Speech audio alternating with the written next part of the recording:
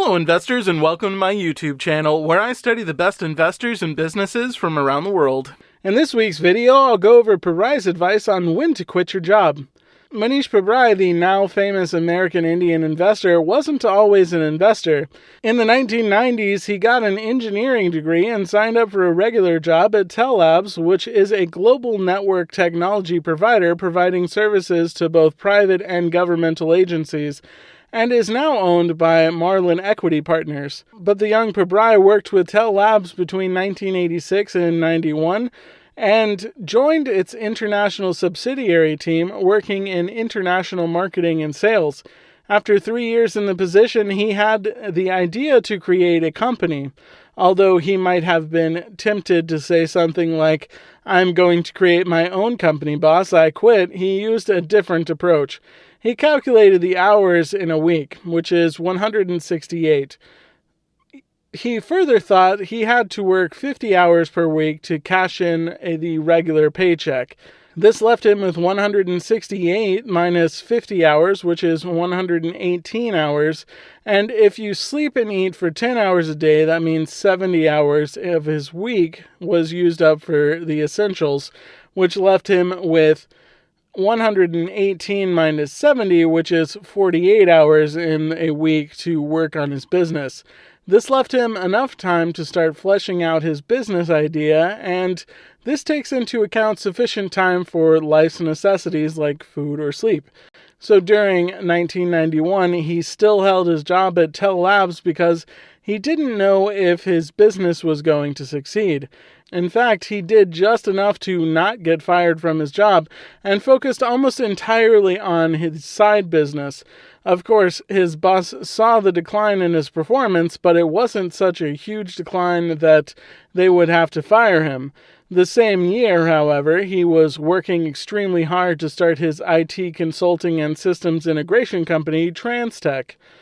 When his boss asked him why he was doing the bare minimum not to lose his job compared to the first 3 years in which he excelled, he answered that he started building his own business. The boss's response was mesmerizing to hear.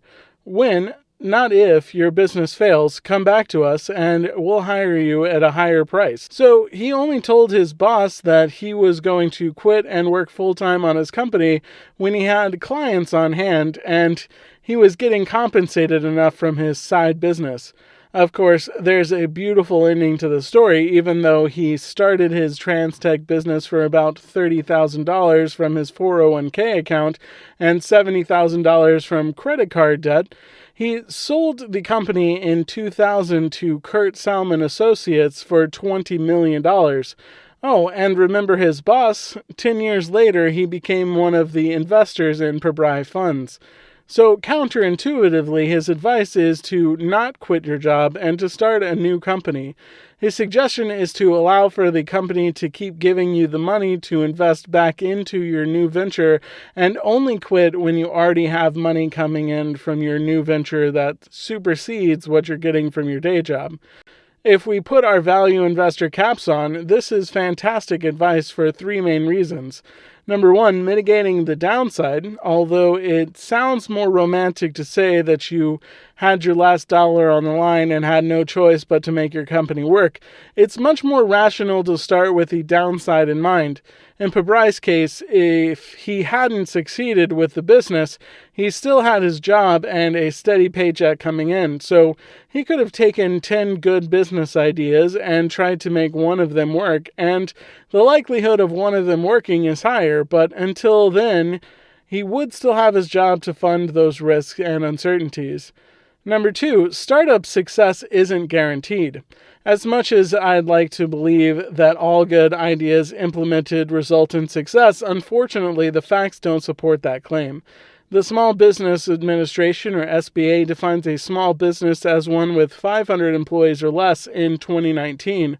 The failure rates of startups was around 90%. The study concludes that 21.5% of startups fail in the first year, 30% in the second year, 50% in the fifth year, and 70% in the 10th year. Capitalism is brutal. So keeping that in mind when thinking about quitting your job. Number 3, great entrepreneurs don't take risks. Pabrai claims it is something learned from entrepreneurs. In fact, his famous book, The Hondo Investor, literally translates to English to be the business investor. People are under the misconception that entrepreneurs take risks and get rewarded for them. In reality, entrepreneurs do everything that they can to minimize risks. They are not interested in taking a risk and go after free lunches. They focus on low-risk bets, which have high return possibilities. Not high risk, high return, but low risk, high return. In his 2018 talk, he cites the example of Bill Gates in this context. The capital he put in was limited. It was high uncertainty, but not high risk that Gates was comfortable with. Gates could have gone bankrupt, which was the uncertainty, but not risky since there was little to no capital deployed. Gates was comfortable with uncertainty, but did not take any risks. In his book, The Hondo Investor, Pabrai says that low risk and high uncertainty are a wonderful combination. Thank you so much for watching, and if you got any value out of this video, smash the like button since that'll help this channel grow, and leave in the comments section below and let me know your thoughts on this video and what I should cover next.